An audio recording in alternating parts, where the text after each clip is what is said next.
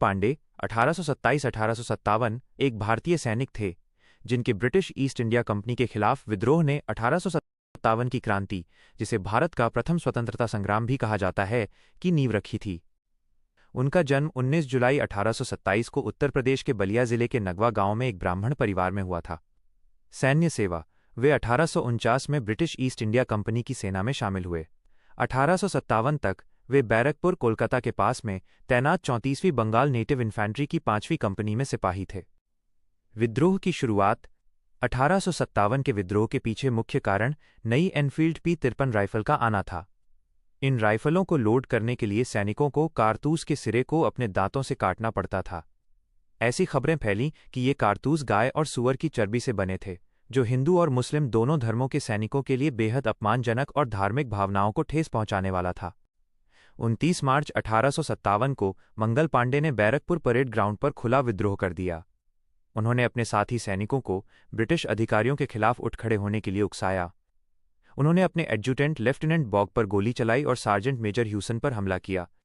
जब अन्य सैनिकों ने उन्हें गिरफ्तार करने से इनकार कर दिया, केवल शेख पलटू को छोड़कर, जिसने उन्हें रोकने की कोशिश की, तो पांडे ने आत्मसमर्पण करने के बजाय खुद को गोली मारने की कोशिश की, लेकिन वे बच गए।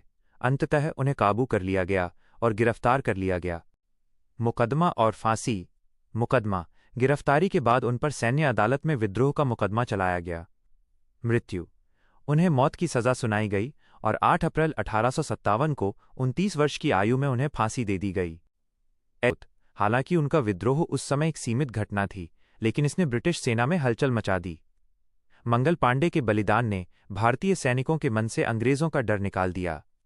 विद्रोह का प्रतीक: उनकी शहादत ने मई 1857 में मेरठ में शुरू हुए बड़े विद्रोह और उसके बाद पूरे उत्तर और मध्य भारत में फैली क्रांति के लिए एक बड़ी प्रेरणा का काम किया। सम्मान: 1984 में भारत सरकार ने उनकी स्मृति में एक डाक टिकट जारी किया। उनके जीवन पर कई फिल्में और नाटक भी बने हैं, जिनमें 2005 की film Mangal Pandey the rising प्रमुख है। 1857 के विद्रोह के पीछे केवल कारतूस वाली घटना ही नहीं, बल्कि कई गहरे राजनीतिक, सामाजिक और आर्थिक कारण भी शामिल थे। 1. हड़प नीति, doctrine of lapse: Lord Dalhousie द्वारा लागू की गई इस नीति के तहत यदि किसी राजा की अपनी कोई संतान नहीं होती थी तो उसके राज्य को ब्रिटिश साम्राज्य में मिला लिया जाता था। झांसी, सतारा और नागपुर जैसे राज्य इसी कारण ब्रिटिश नियंत्रण में आए, जिससे भारतीय शासकों में भारी आक्रोश था। अधिकारों का छीना जाना: अंग्रेजों ने मुगल सम्राट बहादुर शाह जफर के पद और प्रतिष्ठा को काफी कम कर दिया था, जो भारतीय जनता के लिए सम्मान का केंद्र थे। 2. भारी लगान: किसानों पर भारी लगान लगाया गया था, जिसे चुकाने में असमर्थ होने पर उनकी जमीन छीन ली जाती थी। कुटीर उद्योगों का विनाश: अंग्रेजों ने भारत के पारंपरिक हस्तशिल्प और सूती कपड़ों के उद्योग को नष्ट कर दिया, जिससे लाखों कारीगर बेरोजगार हो गए और भुखमरी की स्थिति उत्पन्न हो गई। 3. ईसाई धर्म का प्रचार: अंग्रेजों द्वारा भारत में ईसाई धर्म का प्रचार करने से लोग अपनी संस्कृति और धर्म को लेकर असुरक्षित महसूस करने लगे थे। सती प्रथा और विधवा विवाह कानून: यद्यपि ये सामाजिक सुधार के कदम थे, लेकिन रूढ़िवादी भारतीय समाज ने इसे अपने धार्मिक मामलों में अंग्रेजों का हस्तक्षेप माना। 4. वेतन में भेदभाव: भारतीय सैनिकों को ब्रिटिश सैनिकों की तुलना में बहुत कम वेतन और कम सुविधाएं मिलती थीं। पदोन्नति के अवसर न होना: भारतीय सैनिकों के लिए उच्च सैन्य पदों के रास्ते पूरी तरह बंद थे।